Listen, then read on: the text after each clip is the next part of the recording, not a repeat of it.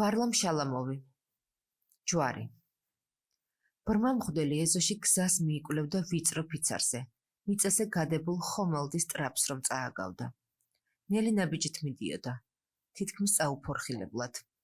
თავისი შვილის ვეება, გაცვეთილი ჩექმების 4 კუთხა წვერით ეხებოდა გაჩვეულ ხის ბილიქს და ფეხი არ უცდებოდა. მღვდელს ორივე ხელში ეჭირა ოხშივარიანი სალაფავით სავსე ვედროები თავისი თხებისთვის. ჩაკეტილნი რომ ჰყავდათ ჩადაბლებულსა და ბნელ სადგომში. სულ 3 თხა ბინადრობდა იქ. მაშკა, ელა და ტონია. მეტსახელები მარჯვეთ შეერჩიათ, განსხვავებული თანხმოვანი ბგერებით. მღვდლის დაძახილს შეეხმიანებოდა ხოლმე სწორედ ის თხა, რომელსაც ეძახდნენ. დილით კი სალაფავის ჩამორიგების დროს თხები უწესრიგოდ, შემზარავად კიკინებდნენ და რიგრიგობით გამოჰყოფდნენ ხოლმე თავს სადგომის კარის ხრიჭაში. ნახევარი საათის წინ უსინათლო მღვდელმა მოწველა ისინი და ოხშივარიანი რძით დამძიმებული დიდი დურკი შინისკენ წაიღო. თავის მარადიულ უკუნეთში მყოფს ხშირად ღალატობდა ხელი. რძის თხელი ნაკადი უხმოდ ასცდებოდა ხოლმე დურკს. თხები შეშფოთებით შეავლებდნენ თვალს საკუთარ რძეს, პირდაპირ მიწაზე რომ იღვრებოდა. თუმცა ვინ იცის, ეგებ არც იწუხებდნენ თავს თვალთვალით. მღვდელს მხოლოდ უსინათლობის გამო როდი ღალატობდა ხელი. არანაკლებად აწვალებდა ფიქრები და როდესაც თბილ ხელს ზომიერად უჭერდა თხის გრილ ცურს, ხშირად ავიწყდებოდა საკუთარი თავიც და საკუთარი საქმეც. თავის ოჯახზე ფიქრისლევდა. მღვდელი თითქმის მაშინვე დაბრმავდა, როდესაც დაკარგა ვაჟიშვილი, ქიმიური ასეულის წითელარმიელი, მოკლული ჩრდილოეთის ფრონტზე. გლაუკომა, ყვითელ წყალს რომ ეძახიან, მკვეთრად გაუმწვავდა და მღვდელმა თვალის ჩინი დაკარგა. სხვა შვილებიც ყავდა, კიდევ 2 ვაჟი და 2 ქალი, მაგრამ ის დაღუპული შუათანა გამორჩეულად უყვარდა და ლამის ერთად-ერთად მიაჩნდა. თხები, მათი მოულა, გამოკვება, იქაურობის დალაგება, რძის მოწველა. ყველაფერს ამას უსინათლო თვითონ ახერხებდა და ეს სასოწარმკვეთი და უსარგებლო შრომა ცხოვრებაში მისი თვითდამკვიდრების საზომს უდრიდა. უსინათლო მიჩვეული იყო დიდი ოჯახის მარჩენლად ყოფნას. მიჩვეული იყო ჰქონოდა თავისი საქმე და თავისი ადგილი ცხოვრებაში. არავის ხელშემყური არ ყოფილიყო, არც საზოგადოებისა, არც ღვიძლი შვილებისა. მან მკაცრად მოსთხოვა ცოლს, რომ გულდასმით ჩაეწერა თხებზე გაწეული ხარჯი და ის შემოსავალიც საფხულში თხის რძის გაყიდვა რომ იძლეოდა. ქალაქში ხალისიანად ყიდულობდნენ თხის რძეს, რადგან განსაკუთრებით სასარგებლო წამლად მიაჩნდათ ტუბერკულოზის სამკურნალოდ. ამ თვალსაზრისის სამედიცინო ღირებულება დიდი არ გახლდათ. არ აღემატებოდა ასევე გავრცელებულ რეკომენდაციას შავი ლეკვების ხორცის მარგებლობაზე ტუბერკულოზით სნეულთათვის. უსინათლო და მისი ცოლი თითო ჭიქარ რძეს სვამდნენ დღეში 2-ჯერ და უსინათლო ამ რძის ღირებულების ჩაწერასაც მოითხოვდა. პირველივე ზაფხულს გამოირკვა, რომ თხის საკვები გაცილებით ძვირიჭდებოდა ვიდრე ამოგებული რძე. წვრილფეხა პირუტყვზე დაწესებული გადასახადიც არც ისე მცირე გახლდათ, მაგრამ მღვდლის ცოლმა სიმართლე დაუმალა ქმარს და დაარწმუნა თხებს მოგება მოაქვთო. და უსინათლო მღვდელი უმადლოდა ღმერთს, რომ შეეძლო გამოენახა ძალა და თუნდაც რაღაცით შეშველებოდა თავის ცოლს. მის ცოლს ქალაქში 1928 წლამდე ყველა მატუშკას ეძახდა, ხოლო 1929 წლიდან უკვე დავიწყებას მისცეს ეს სახელი, რადგან ქალაქის ეკლესიები თითქმის ყველა აფეთქებული იყო. ხოლო ცივი ტაძარი, სადაც ოდესღაც ლოცულობდა ივანე მრისხანე, მუზეუმად გადაკეთდა. ხოდა მღვდლის ცოლი ადრე ისეთი ტანსრული და ფაშფაშა იყო, რომ მისივე ღვიძლი შვილი 6 წლის ბიჭუნა ჭირვეულობდა, ტიროდა და დაჟინებით იმეორებდა. არ მინდა შენთან ერთად წამოსვლა, ვრცხვენია ასეთი მსუქანი რომ ხარო. ახლა კი ქალს კარგახანია ფერხორცი დაკლებოდა, თუმცა ემჩნეოდა სისქე და არეჯანსაღი სიმსუქნე, ისეთი გულით ავადმყოფებს რომ სჩვევიათ. იგი ძლივ-ძლივობით დაიარებოდა ოთახში, გაჭირვებით მილას ლასებდა ხოლმე სამზარეულოს ხუმელიდან ფანჯრამდე. პირველ ხანებში მღვდელი სთხოვდა რამე წამიკითხეო, მაგრამ ცოლს გამუდმებით არ ეცალა. ყოველთვის 1000 საოჯახო საქმე გამოუჩნდებოდა. კერძი უნდა მოეხარშა. ჭამა თვითონაც სჭირდებოდათ და თხებსაც. მღვდლის ცოლი მაღაზიებში არ დადიოდა. მცირეოდენი საყიდლები მეზობლის ბავშვებს მოჰქონდათ, რომელთაც თხის რძით უმასპინძლდებოდა. ან და შაქარყინულს ჩაუჩრიდა მუჭში. რუსული ღუმელის წინაპირზე იდგა ქვაბი, თუჯია, როგორც ეძახდნენ ამგვარ ჭურჭელს ჩრდილოეთში. თუჯიეს კიდე მომტვრეოდა ჯერ კიდევ ცოლ-ქმრობის პირველ წელიწადს. თხების ადუღებული სალაფავი გადმოდიოდა თუჯიის მომტვრეული კიდიდან და იღვრებოდა ღუმელის წინაპირზე. იქიდან კი იატაკზე წვეთავდა. თუჯიის გვერდით იდგა პატარა ქოთანი ფაფით. ეს ფაფა იყო მღვდლისა და მისი ცოლის სადილი. ადამიანებს გაცილებით ნაკლები საზრდო სჭირდებოდათ ვიდრე მათ თხებს. საქმე არ ჰქონდა ბევრი, მაგრამ ავეჯს ხელჩავლებული ქალი მძიმედ მოძრაობდა ოთახში და თხის ბოლოს ისე იღლებოდა, რომ წასაკითხად ძალას ვეღარ პოულობდა. ყისვე ჩაეძინებოდა, ხოლო მღვდელი ბრაზობდა. მას ძალზე ცოტა ეძინა, თუმცა აიძულებდა თავს ჩასძინებოდა. რამენაირად ჩასძინებოდა. ერთხელაც მისმა მეორე ვაჟმა, შვებულებისას რომ ეწვია მშობლებს, თავისი მამის მდგომარეობით შეწუხებულმა აღელვებით ჰკითხა. მამი, რატომ აგძინავს თხისითაც და ღამითაც? ნეტავი, რა დაგძინავს ამდენი? სულელი ხარ, უპასუხა მღვდელმა. მე ხომ ძილში ვხედავ, ძილში ბრმა აღარა ვარ. და შვილმა სიკვდილამდე ვეღარ შეძლო ამ სიტყვების დავიწყება. რადიო მოუწყებლობას თავისი ბავშვობის ჟამი ედგა. მოყვარულებს უჭრიალებდათ დეტექტორული მიმღებები და ვერავინ ბედავდა დამიწება გამოედო გათბობის ბატარეასა და ტელეფონის აპარატზე. მღვდელს მხოლოდ გაგონილი ჰქონდა რადიო მიმღებთა არსებობა, მაგრამ ხვდებოდა, რომ მისი ბუდიდან აქეთ-იქით აფრენილი შვილები ვერ შეძლებდნენ, ვერ მოახერხებდნენ ფულის შეგროვებას, რომ რადიო საყურისი მაინც ეყიდათ მისთვის. უსინათლოს რიგიანად ვერ გაეგო, თუ რატომ გამოსახლდნენ ისინი რამდენიმე წლის წინათ იმ ოთახიდან, სადაც ცხოვრობდნენ 30 წელზე მეტხანს. ცოლი ეჩურჩულებოდა რაღაც გაუგებარს, შემოძრწუნებელსა და ჯავრიანს თავისი დიდი, უკბილო, ჩიფ-ჩიფა პირით. არასოდეს უამბობდა სიმართლეს. თუ როგორ გაიტანეს მილიციელებმა მათი უბედური ოთახის კარიდან დანჯღრეული სკამები. ძველი განჯინა. ფოტოსურათებითა და დაგეროტიპებით სავსე ყუთი, თუჯიები, პაწია ქოთნები, რამდენიმე წიგნი, ნაშთი, ოდესღაც მდიდარი ბიბლიოთეკისა და სკივრიც, სადაც ინახებოდა უკანასკნელი იმედი, გულსაკიდი ოქროს ჯვარი. უსინათლომ ვერაფერი გაიგო, ისე წაიყვანეს ახალბინაში და იგი დუმდა და უხმოდ ლოცულობდა. აკიკინებული თხებით წაიმძღვარეს ახალ საცხოვრებელ ადგილზე. ნაცნობა დურგალმა ახალი სადგომი მოუწყო მათ. ალიაქოთში ერთი თხა სადღაც გაქრა. ეს იყო მათი მეოთხე თხა ირა. მდინარის პირას მდებარე დააცლილი ბინის ახალი მობინადრენი, ქალაქის ახალგაზრდა პროკურორი, კოხტა პრუწა ცოლთან ერთად ელოდნენ სასტუმრო ცენტრალ ნაიაში, თუ როდის ამცნობდნენ, ბინა თავისუფალი არისო. მღვდლის ოთახში შეასახლეს ზეინკალი და მისი ოჯახი მოპირდაპირე ბინიდან, ხოლო ზეინკლის ორი ოთახი პროკურორს უბოძეს. ქალაქის პროკურორს მანამდე არასოდეს ენახა და არც შემდგომ უნახავს არც მღვდელი, არც ზეინკალი, რომელთა ცხელ ნაფუძარზე თვითონ მკვიდრდებოდა. მღვდელი და მისი ცოლი იშვიათად იხსენებდნენ უწინდელ ოთახს. მღვდელი იმიტომ არ იხსენებდა, რომ უსინათლო იყო. ცოლი კი იმიტომ, რომ ძალზე ბევრი ვაება ჰქონდა გადატანილი იმ ბინაში. გაცილებით მეტი, ვიდრე სიხარული. მღვდელს არასოდეს შეუტყვია, რომ მისი ცოლი, სანამ ძალა შესწევდა, ღვეზელებს აცხობდა და ბაზარში მიჰქონდა გასაყიდად.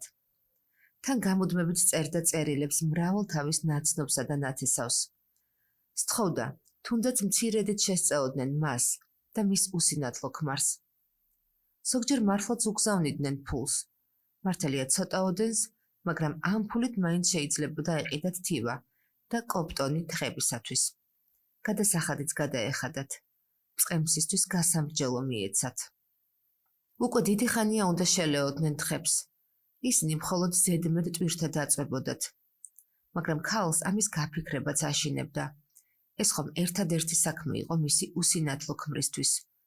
და როდესაც იხსენებდა ხოლმე თუ რაოდენ სიცოცხლით სავსე, ენერგიული კაცი იყო მისი ქმარი ამ საშინელი სნეულების გაჩენამდე, ძალას ვერ პოულობდა, დალაპარაკებოდა ქმარს თხების გაყიდვის თაობაზე და ყველაფერი წინანდებურად გრძელდებოდა.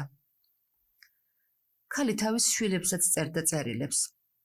უკვე რამდენი ხანი გავიდა, რაც წამოიზარდნენ, დაოჯახდნენ და შვილებიც პასუხს უგზავნიდნენ დედას.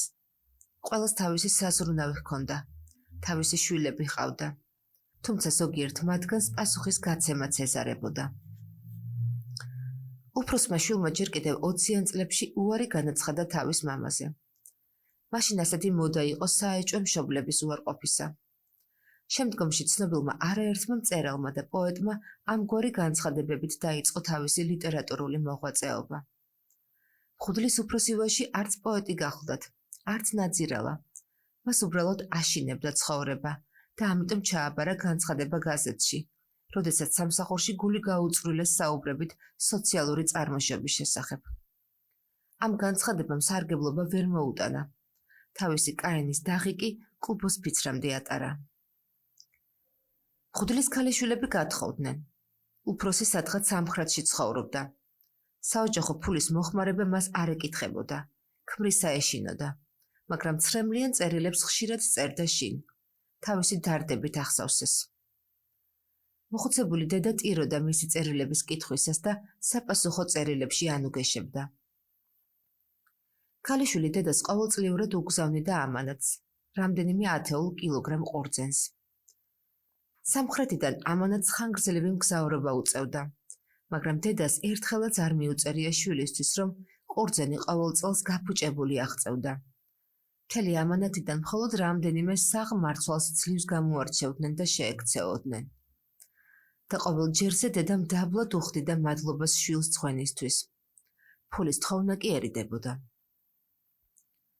მეორე ქალიშვილი ექთანი იყო და გათხოვების შემდეგ გადაწყვიტა თავისი მწირი ჯამაგირი გადაენახა და გაეგზავნა უსინათლო მამისთვის. მისმა ქმარმა, პროფკავშირის მუშაკმა მოუწონა განზრახვა და 3 თვის მანძილზე მიჰქონდა თავისი ხელფასი მშობლიურ სახლში. მაგრამ მშობიარობის შემდეგ სამსახურს თავი მიანება და დღისით თუ ღამით თავს დასტრიალებდა თავის ტყუპებს. მალე გაირკვა, რომ მისი ქმარი, პროფკავშირის მუშაკი, წყალწაღებული ლოთი იყო. მისი სამსახურეობრივი კარიერა სწრაფად მიექანებოდა თავდაღმა და 2 წლის შემდეგ მომარაგების აგენტის ადგილზე ამოყო თავი. მაგრამ ამ სამუშაოზეც დიდხანს ვერ იბოგინა. მის ცოლს 2 ბავშვი ხელში ცხოვრების ყოველგვარი სახსარი გაუწყდა. ისევ სამსახურში ჩადგა. რამდენადაც შეეძლო წელებზე ფეხს იდგამდა და მედიცინის დის ხელფასით ინახავდა 2 პატარა ბავშვსა და საკუთარ თავსაც. აბა როგორ უნდა დახმარებოდა თავის მოხუცებულ დედასა და უსინათლო მამას. უმცროსი ვაჟიშვილი უცოლო გახლდათ. სწორედ მისთვის იქნებოდა უპრიანი დედმამასთან ცხოვრება, მაგრამ გადაწყვიტა ბედს მარტო ხელავწდიო. შუათანაც მისგან ოჯახს დარჩა მემკვიდრეობა, სანადირო თოფი, თითქმის ახალთახალი უჩახმახო ზაუერი. და მამამ დაავალა დედას, გაიყიდა ეს თოფი 90 მანეთად. უმცროს ვაჟს კი 20 მანეთის საფასურად შეუკერეს 2 სატინის ხალათი. ტოლსტოურა. იგი გაემგზავრა მოსკოვში დეიდასთან და ქარხანაში გამწესდა მუშად. უმცროსი ვაჟი უგზავნიდა მშობლებს ფულს, მაგრამ ცოტ-ცოტას. თვეში ხან 5, ხანაც 10 მანეთს. მალე კი იატაკქვეშა მიტინგში მონაწილეობისთვის დააპატიმრეს, გადაასახლეს და მისი კვალი სადღაც გაქრა. უსინათლო მღვდელი და მისი ცოლი ყოველთვის დილის 6 საათზე დგებოდნენ. მოხუცებული ქალი ანთებდა ღუმელს. უსინათლო მღვდელი მიეშურებოდა თხების მოსაწველად. ფულის ნატამალი აღარ გააჩნდათ, თუმცა ცოლი ახერხებდა ესესხა რამდენიმე მანეთი მეზობლებისგან. მაგრამ ეს მანეთები მერე ხომ უნდა ჩაესესხებინათ. გასაყიდი კი აღარაფერი შემორჩენოდათ. ყოველგვარი სამოსელი, ყველა სუფრა, თეთრეული, სკამები, უკვე კარგა ხანია გაეყიდათ. გადაეცოლათ ფქვილში, თხების გამოსაკვებად და ბურღულში, თავისთვის სუპის მოსადუღებლად. ორივე საქორწინო ბეჭედი და ყელსაკიდი ვერცხლის ძეწყვი ჯერ კიდევ გასულ წელს გაყიდეს ტორქსინში. მხოლოდ დღესასწაულზე ხარშავდნენ ხორციან სუპს. შაქარსაც მხოლოდ სადღესასწაულოდ ყიდულობდნენ. ეგ იყო, რომ ვინმე შემოივლი და შემთხვევით, კანფეტს ან ფუნთუშას შეაჩეჩებდა ხელში. დედაბერი გაიტანდა თავის ოთახში და უსინათლო ქმარს ჩაუდებდა გამომშრალ, განუწყვეტლივ ნერვიულად მოძრავ თითებში. მაშინ ორივე იცინოდა, ეხვეოდნენ ერთმანეთს და მოხუცი მღვდელი ცოლს უკოცნი და ძიმე შრომით დაკოშრილ, დასიებულ, დაშაშრულ, ჭუჭყიან თითებს. დედაბერი ტიროდა და კოცნიდა მოხუც თავზე და ორივენი მადლობას უხდიდნენ ერთმანეთს იმ სიკეთის გამო, ცხოვრებაში ერთმანეთს რომ უწევდნენ და იმის გამოც რომ ახლაც ძველებურად ზრუნავდნენ ერთმანეთზე. ყოველ საღამოს მღვდელი დგებოდა ხატის წინაშე. მხურვალედ ლოცულობდა და კვლავინდებურად უმადლოდა ღმერთს, ასეთი ცოლი რომ არ გუნა განგება. ყოველდღე ასე იქცეოდა. ზოგჯერ ხატთან პირისპირ არ ადგებოდა და მაშინ ცოლი ჩამოძვრებოდა საწოლიდან. მხრებზე ხელს მოხვავდა და მიაბრუნებდა პირით იესო ქრისტეს გამოსახულებისკენ და უსინათლო მღვდელი წყრებოდა. დედაბერი ცდილობდა არ ეფიქრა ხვალინდელ დღეზე და აი, ერთხელაც გათენდა ისეთი დილა, როდესაც თხებს საკვები აღარ ჰქონდათ. უსინათლო მღვდელს გაეღვიძა და შეუდგა ჩაცმას. ჩექმებს ეფათურებოდა საწოლქვეშ და სწორედ მაშინ დედაბერმა შეკივლა და ატირდა. თითქოს მისი დანაშაული იყო, რომ საჭმელი აღარ გააჩნდათ. უსინათლომ ჩაიცვა ჩექმები და ჩაესვენა თავის მუშამბიან, დაბეპკილსა და რბილ სავარძელში. მთელი დანარჩენი ავეჯი დიდი ხანია გაყიდული იყო, მაგრამ უსინათლომ არ იცოდა, რადგანაც ცოლმა უთხრა ქალიშვილებს ვაჩუქეო. უსინათლო მღვდელი სავარძლის ზურგს მიყრნობოდა და დუმდა, მაგრამ სახეზე დაბნეულობა არ ეწერა. მომეცი ჯვარი, თქვა მან. ორივე ხელი გაიშვირა ჰაერში და თითები აამოძრავა. ცოლი მილასლასთა კართან და საკეტი გადარასა. ორივემ ერთად ასწიეს, მაგიდა და ქვემოდან სკივრი გამოათრიეს. მღვდლის ცოლმა საძაფე ხის კოლოფიდან ამოიღო პატარა გასაღები და სკივრი გახსნა. სკივრი გადაჭედილი იყო ნივთებით. რა აღარ იყო აქ? თავიანთი შვილების ბავშვობის დროინდელი პერანგები. შეკვრანი გაყვითლებული წერილებისა 40 წლის წინათ რომ სწერდნენ ერთმანეთს. საქორწინო სანთლები მავთულის მორთულობით. მოხატული ცვილი რახანია დაფშვნილიყო. ფერად-ფერადი ძაფის გორგლები. ტანსაცმლის დასაკერებლად შეკოწიწებული ნაკუწები და სულ ძირს, ფსკერზე, ორი პატარა კოლოფი, სადაც ინახავენ ორდენებს, ან საათებს, ან და ძვირფასეულობას. ქალმა მძიმედ და ამაყად ამოიოხრა. წელში გასწორდა და გახსნა კოლოფი, სადაც ჯერ კიდევ ახალთახალი ატლასის ბალიშზე ესვენა გულსაკიდი ჯვარი იესო ქრისტეს პატარა, სკულპტურული გამოსახულებით. ჯვარი მოწითალო ფერისა იყო, ბაჯაღლა ოქროსგან ნაკეთები. უსინათლო მღვდელმა ხელი მოუფათურა ჯვარს. ნაჯახი მომიტანე, თქვა ჩუმად. არ გინდა, აჩურჩულდა ქალი და მოეხვია უსინათლოს. ლამობდა გამოერთმია ჯვარი, მაგრამ უსინათლომ გამოგლეჯა ჯვარი თავისი ცოლის დაძაგრულ, დასიებულ თითებს და ხელიც მაგრად ატკინა. მოიტანე, თქვა მან. ნაჯახი მოიტანე, განა ამ ჯვარშია ღმერთი. მე არ ვიზამ, შენ თვითონ თუ კი ასე გსურს. ჰო, მე თვითონ. და მღვდლის ცოლი, შიმშილისგან ნახევრად ჭკუაზე შეშლილი წალასლასდა სამსარეულოში, სადაც ყოველთვის ეგდო ნაჯახი და მშრალი ნაყოფიც კვარისთვის, სამოვარი რომ დაედგათ. შემოიტანა ნაჯახი ოთახში, ისევ გადარაზა კარი და უცრემლოდ ხმამაღლა ატირდა. ნუ შეხედავ, თქვა უსინათლო მღვდელმა და ჯვარი იატაკზე მოათავსა. მაგრამ ცოლს არ ძალუძდა რომ არ შეეხედა. ჯვარი პირდაღმა ესვენა იატაკზე. უსინათლო მღვდელმა ხელი მოუფათურა ჯვარს და ნაჯახი მოუქნია. დაარტყა, მაგრამ ჯვარი დაუსყლდა ნაჯახს და იატაკზე ოდნავ დაიწყარულა. ააცდინა დარტყმა უსინათლო მღვდელმა. ისევ მოჩხრიკა ჯვარი იატაკზე, ისევ იმავე ადგილას დადო და ისევ აღმართა ნაჯახი.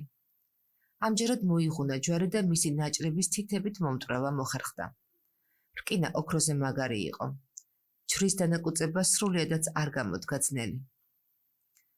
მღვდლის ცოლი უკვე აღარ ტიროდა და აღარ წყვიროდა. თითქოს ჯვარმა ნაჭრებად რომ დაჩეხეს დაკარგა თავისი წმინდა და წმინდა არსი და უბრალოდ ძვირფას ლითონად იქცა. თვითნაბადი ოქროს მსგავს ნივთად. დედაბარი აჩქარებით, მაგრამ მაინც ძალზე დინჯა დახვავდა ჯვრის პაწია ნატეხებს ჩორებში და საგულდაგულოდ ალაგებდა ორდენისთვის განკუთვნილ კოლოფში. მერე სათვალე გაიკეთა და ყურადღებით შეათვალიერა ნაჯახის პირი, სადმე ოქროს ნამცეცები ხომ არ დარჩაო. როდესაც ყველაფერი დამალეს და სკივრი უწინდელ ადგილას დაუბრუნდა, მღვდელმა ჩაიცვა თავისი ბრეზენტის ლაბადა, ქუდი დაიხურა, ხელში დურკი აიღო და გაუდგა გზას ეზოში გადებული გრძელი ფიცრით. თხების მოსაწველად წავიდა, მაგრამ მოწველა დაუგვიანდა. კარგა ხანია, დილა უკვე დამდგარიყო და კარგა ხანია მაღაზიებიც გაეღოთ. ტორქსენის მაღაზიები, სადაც ოქროში პროდუქტებს იძლეოდნენ, დილის 10 საათზე იღებოდა.